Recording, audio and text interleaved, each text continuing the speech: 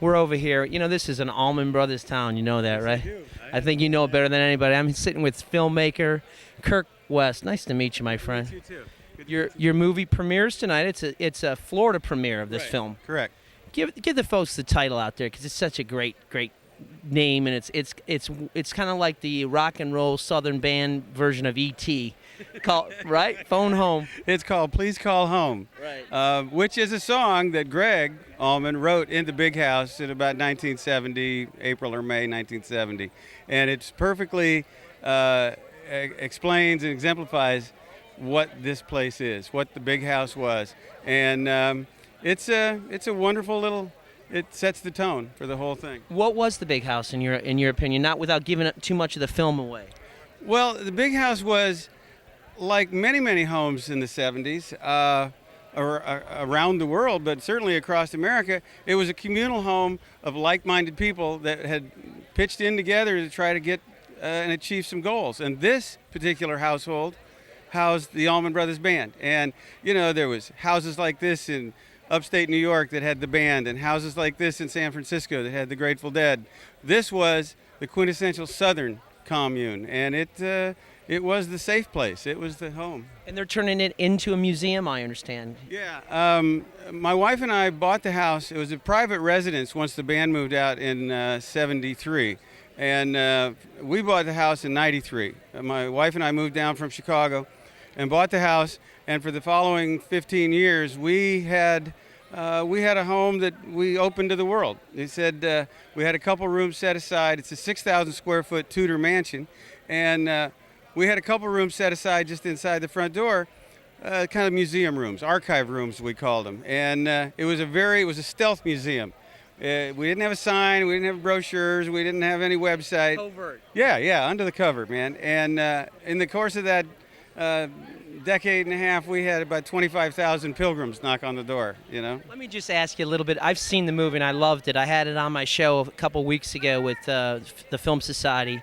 And what I gathered from, and I've been an Allman Brothers fan, but I wanted to go back and now rediscover the stuff, rediscover the band, you know, because it really, I mean, you had sadness, you had happiness, you had a lot of spirit in that film. What do you think sums up the mystique of the Allman Brothers? I mean, why have they hung around with all the changes, with all the tragedy and all the stuff that's happened to them?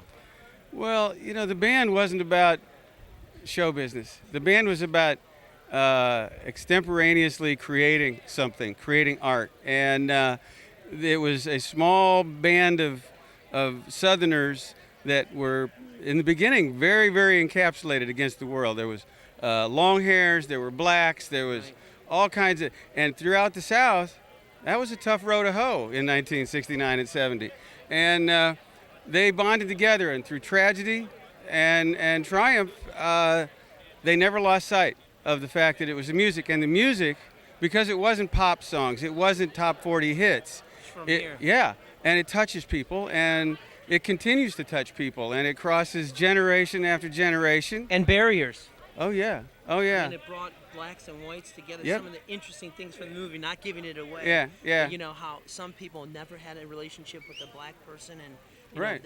It's really cool stuff. Well, see, and after the scope of the movie, because it only covers about 3 or 4 years in the beginning, they helped elect a president. You know, they've persevered. Yeah, Jimmy Carter. They put all kinds of money in that. Let me ask you, I would be remiss if I didn't ask you, it's unfair, your favorite, you're obviously a big Allman Brothers fan, your favorite 2 or 3, I mean, you know, albums, songs that just make you, you know.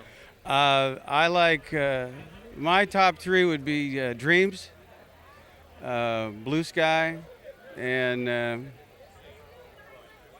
I don't know, classically I guess would be Liz Reed, you know. I mean, later on down the road here, there's a lot of stuff that they've covered. Desdemona is unbelievable. Backward All Begins is a great song. So, you know.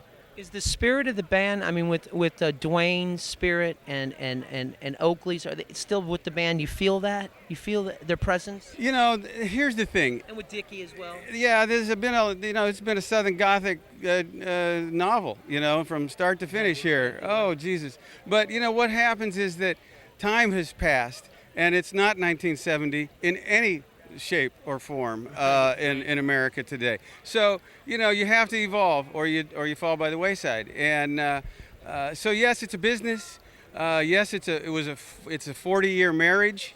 And only one divorce. So it's an interesting story. Yeah. What do you hope the people that are coming in here, what do you hope they take from the film? Well, I hope that they get what we tried to convey, which was it was a family, and it was brothers from the heart, not from the womb, and it was a spiritual thing. And I think that's what this music is about. So, Kirk, good luck to you. Break a leg tonight, Thank you Mr. so West. much. Great film. Enjoy yourself tonight. I certainly will. Thank you. Lord, I was born a rambling man. That's it, man. Trying to make a living and doing the best I People, can. can you feel it? Love is everywhere. All right, baby.